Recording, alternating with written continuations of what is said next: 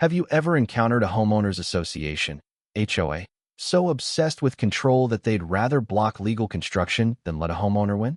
Well, they picked the wrong fight because my uncle happens to be the mayor. Michael Carter had lived in his quiet suburban neighborhood for 5 years. He was a straightforward guy, a hardworking, law-abiding, and not the type to stir up trouble. After years of saving, he finally had the chance to expand his home. His plan was simple: build a small guest house in his backyard for his aging parents, who wanted to live closer to family. Everything was above board. Permits were filed, approvals were granted, and local zoning laws were fully on his side. But then came the HOA. The Homeowners Association, led by the infamous Diane Harper, was notorious for its absurd rules and selective enforcement. Diane, the self-appointed queen of the neighborhood, ran the HOA like her personal fiefdom. She had a loyal enforcer, Greg Simmons, who ensured her rules were followed, or else.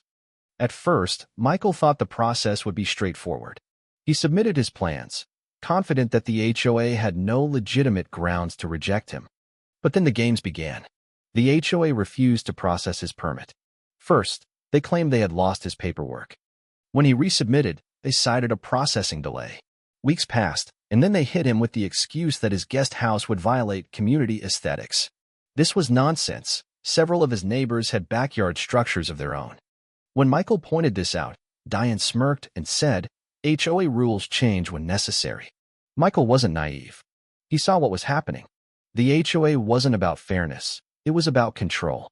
They didn't like him standing up to them, and now they wanted to make an example out of him. Fine.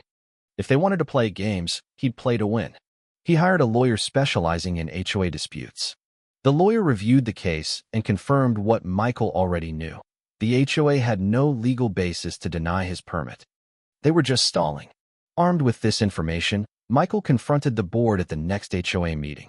He presented his case, citing local laws and precedents. But Diane barely glanced at his paperwork.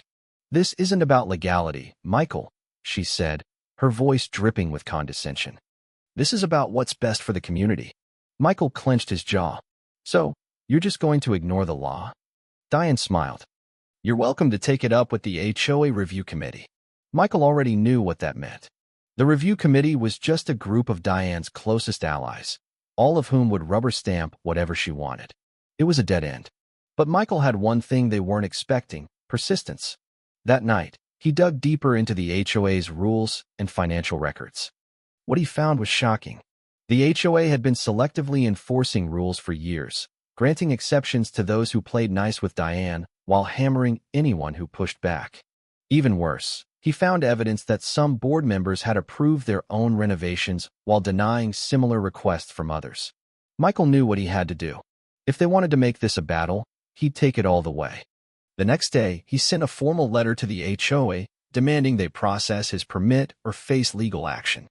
In response, they did something even more outrageous. They accused him of making unauthorized modifications to his home.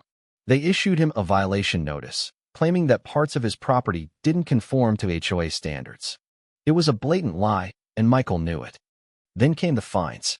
First, it was a 100 penalty for a fence violation. His fence had been tisamising kamovden. Then another 100 penalty for a fence violation. His fence had been tisamising kamovden. Then another 250 for landscaping noncompliance. His lawn was immaculate. The fines kept piling up, each more absurd than the last. They were trying to bury him in bureaucracy, hoping he'd give up. But Michael wasn't backing down. One night, as he sat at his desk reviewing his next steps, his phone buzzed. It was his uncle, Richard Carter, the mayor of their city. He had heard about the HOA's antics and wanted to know what was going on. Michael explained everything, from the delays to the fines to the blatant corruption. His uncle listened carefully, then said something that made Michael sit up straight. "I'll handle it personally." Michael exhaled. Maybe, just maybe, this battle wasn't as one-sided as the HOA thought. The HOA strikes back. With his uncle, Mayor Richard Carter, now involved, Michael felt a surge of confidence. But he knew better than to celebrate too soon. The HOA was desperate to maintain control, and people like Diane didn't take kindly to being challenged. The first sign that things were escalating came the next morning. Michael received another letter from the HOA, this time stating that his construction project had been officially denied due to zoning violations. It was a complete fabrication. His lawyer had already confirmed that everything was in compliance. But when he called the city office to verify, he was met with an even more shocking revelation. Mr. Carter, according to our records, your permit application was never submitted, the clerk said hesitantly. Michael gripped his phone tightly. That's impossible. I have confirmation emails. I have receipts. I understand, sir, but according to our system, there's no record of it. Michael hung up and stared at the screen in disbelief. The HOA had done more than just block his permit. They had somehow erased it from the city's database. It was a move straight out of a political thriller. He immediately called his lawyer, who was equally stunned. This is blatant fraud, the lawyer said. They're falsifying records. We need to escalate this. That's when Michael realized the HOA wasn't just stalling him. They were trying to bury his case so deep that by the time he untangled the mess, it would be too late. But they had underestimated him. He took the problem straight to his uncle, who wasted no time making calls. Within hours, the mayor's office confirmed that Michael's permit had, in fact, been submitted weeks ago. Someone had manually removed it from the city's system. The moment that news broke, the HOA scrambled to cover their tracks. Then the fines started rolling in at an even more absurd rate. First, he got a citation for unauthorized lawn furniture because his backyard had a patio set. Then a noise violation for playing music at normal volume levels. His favorite was the improperly positioned garbage bin's fine, $1.75 because his trash can was an inch outside the designated space. Michael wasn't just fighting for his permit anymore. He was in a war of attrition. The neighborhood rises. The real gut punch came when Michael spoke to his best friend and next-door neighbor, Alex. Look, man, Alex said, avoiding eye contact, I've got to back off from this whole HOA thing. Michael frowned. Back off? You were with me from the start. Yeah, but, Alex sighed, Diane came by last night. She said if I keep supporting you, they'll start looking into my house. I can't afford that, man. I've got a family. Michael clenched his jaw. Diane was now using fear to isolate him. But not everyone caved. Mrs. Henderson, the elderly woman who lived 2 doors down, knocked on his door that evening. Michael, dear, she said, handing him a folder. I've lived here for 20 years, and I've seen this HOA do some terrible things. But this is the worst. I thought you might find this useful. Inside the folder were old HOA meeting minutes, emails, and financial statements. At first, it seemed like standard bureaucracy. Then he saw it. Hidden among the documents was evidence that the HOA had been selectively approving projects for years, often in exchange for donations. Diane and her inner circle had personally benefited from these so-called exceptions. Michael had the smoking gun. That night, he compiled everything into a formal complaint and sent it directly to the mayor's office. But he wasn't stopping there. He leaked key details to a local journalist, someone who had a history of exposing corruption. The final showdown. The next morning, Michael woke up to find something new waiting for him. His car had been vandalized, the windows were shattered, and someone had spray-painted Community Trader across the side. He checked his security cameras, expecting to see random vandals. Instead, what he found made his blood boil. It was Greg Simmons, the HOA enforcer. Michael immediately called the police, but before they could even respond, Diane sent him an email. Maybe this is a sign that you should stop fighting and just accept what's best for the neighborhood. We wouldn't want things to get worse, would we? That was it. This wasn't just about bureaucracy anymore. They were actively trying to intimidate him. Michael forwarded the email to his uncle. Within hours, Mayor Carter had issued an official investigation into the HOA. City inspectors were ordered to audit all recent permit denials, and the local news ran a story about HOA corruption. The HOA board members panicked. Diane and Greg stopped responding to emails. Several of the lesser board members suddenly resigned for personal reasons. But Michael knew they weren't going to give up that easily. They still had one last move left. A week later, Michael received a certified letter from the HOA.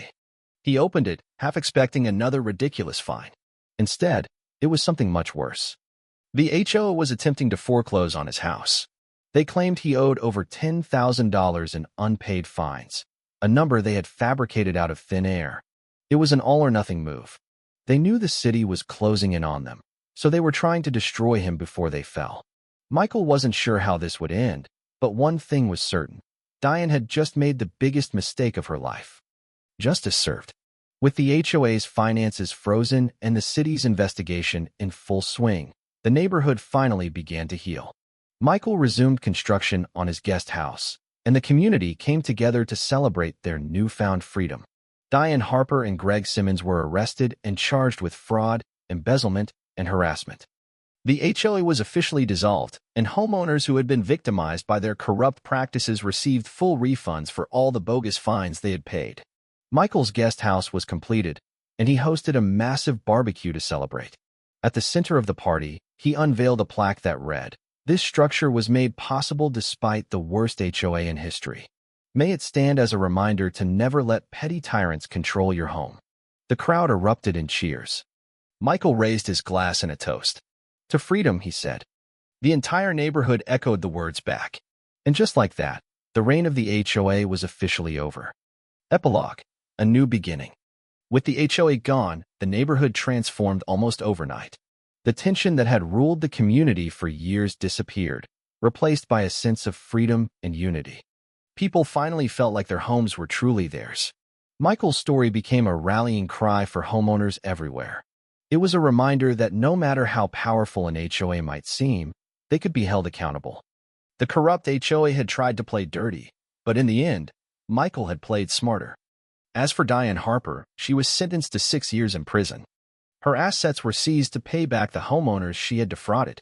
Even her own home was foreclosed on, a poetic end to her reign of tyranny. Michael, meanwhile, finally had peace. His guest house was finished, his neighbors were happy, and best of all, he didn't have to live under the HOA's oppressive rules anymore. One evening, as he sat on his porch watching the sunset, his uncle, Mayor Richard Carter, pulled up in his car. "Looks like everything turned out the way it should," the mayor said, sitting down next to Michael. Michael nodded. "It did." The mayor smirked. "So, what's next for you? You going to run for HOA president?" Michael laughed. "No way. I've had enough of HOAs to last a lifetime." The mayor chuckled. "Fair enough. But if you ever change your mind, let me know. I think this town could use a guy like you keeping people honest." Michael took a deep breath, looking around at his peaceful, HOA-free neighborhood. "Honestly," he said with a grin, "I think I'm just going to enjoy my victory for a while." And with that, the reign of the HOA was officially over. The neighborhood was free, and Michael had won not just for himself, but for everyone who had ever been bullied by a power-hungry HOA. This rewritten version maintains the original story's core elements while expanding on details and character interactions to meet the word count. The names have been changed, and the narrative has been enhanced to make it more engaging and immersive.